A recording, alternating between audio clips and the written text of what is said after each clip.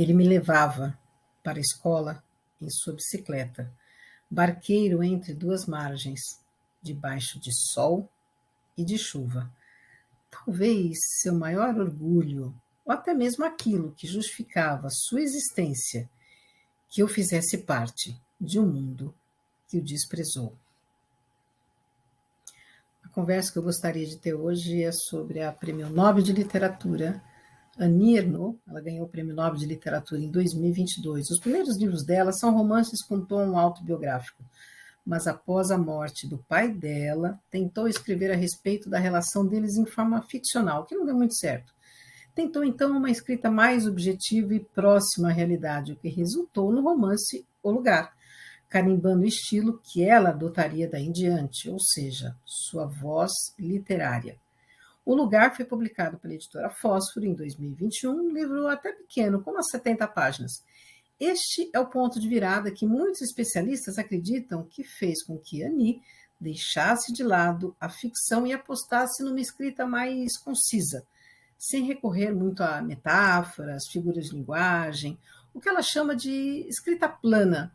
Ela foge ao paradigma clássico da autobiografia, cujo alicerce se constitui em contar a vida e reconstituir a genealogia, pontuando os grandes acontecimentos da vida de uma pessoa. Para ela, o que ela faz não é autoficção. Assim, relatos autossociobiográficos com fundo etnográfico e debate, claro, questões de gênero e classe social. É um pouco disso que eu gostaria de mostrar para vocês a respeito do livro O Lugar, que acabou me emocionando e chamou a minha atenção. Nesse trecho, ela explica bem essa virada. Depois, ao longo do verão, enquanto esperava meu primeiro cargo de professora, pensei, um dia terei que explicar todas essas coisas, ou seja, terei que escrever sobre meu pai, sobre a vida dele e sobre essa distância entre nós dois, que teve início em minha adolescência, uma distância de classe, mas bastante singular, que não pode ser nomeada, como um amor que se quebrou. Em seguida, comecei a escrever um romance cujo personagem principal era ele. No meio da narrativa, tive uma sensação de mal-estar. E um pouco mais à frente, como descrever a visão de um mundo em que tudo custa caro? O cheiro da roupa recém-lavada em uma manhã de outubro, a última canção tocada no rádio, repetindo na cabeça. De repente, meu vestido prendeu pelo bolso no guidão da bicicleta e rasgou. Um drama, uma gritaria, o dia acabou. Essa garota não conhece o valor das coisas. Agora estou usando várias vezes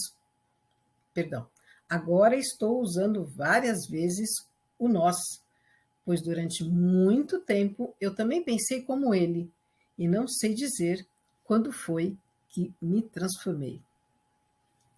É muito bonito como ao longo do livro ela vai pontuando essas transformações e a profundidade do relacionamento que ela tem com o pai dela, que ela teve com o pai dela, e que talvez naquele momento de convivência ela não percebeu, mas com a distância da morte dele, ela acabou percebendo. Era tagarela no café com a família, mas na frente das pessoas que falavam de forma correta, ele se calava, ou parava no meio de uma frase dizendo apenas, não é mesmo? Ou simplesmente, não é? Com um gesto convidando a pessoa a compreender e ele seguir em seu lugar.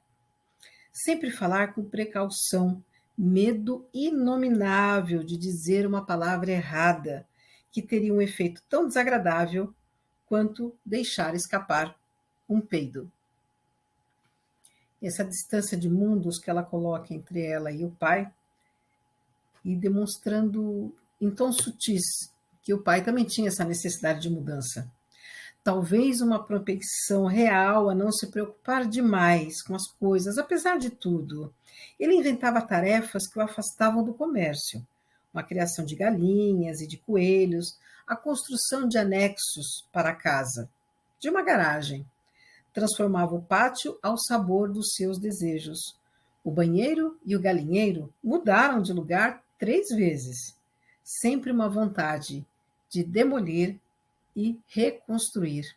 Nas entrelinhas também aí a luta do pai dela para conseguir ter um outro patamar de vida, ter um outro entendimento, buscar uma mudança que talvez ele nunca tenha conseguido efetivamente fazer aos olhos dela. E isso se confirma quando ela diz um pouco mais à frente: a cada dia ele gostava mais de viver. Que frase forte, né? Simples e forte. E a relação que a Anne tem pelo fato de ter estudado, a família ter incentivado ela ao estudo, ela ter alcançado um outro patamar, digamos, intelectual, isso pesava para ela. E isso foi um ponto central na relação entre pai e filha. Os estudos não tinham uma relação com a vida cotidiana para o meu pai. Ele costumava lavar a salada colocando as folhas na água apenas uma vez. E geralmente restavam algumas lesminhas.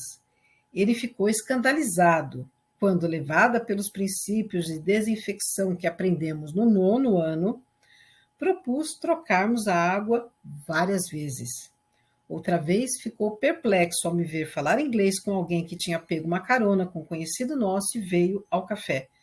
Não podia acreditar que tinha aprendido uma língua estrangeira na sala de aula sem ter ido a outro país. Portanto, Annie Ernaux, ela evoca a trajetória do pai que nasceu no final do século XIX, o contexto histórico, as mudanças que ocorrem na sociedade e que determinam esse afastamento entre pai e filha. Ao mesmo tempo que o pai deseja que a filha esteja em outro lugar, além do mundo em que ele vive como agricultor inicialmente e dono de um bar-mercearia depois, o acesso ao estudo, ao contato com movimentos políticos e culturais de sua filha provoca um abismo nesse relacionamento. Annie irá refletir que essa rachadura pode ser temporária, em alguns momentos tenta se colocar no lugar dele.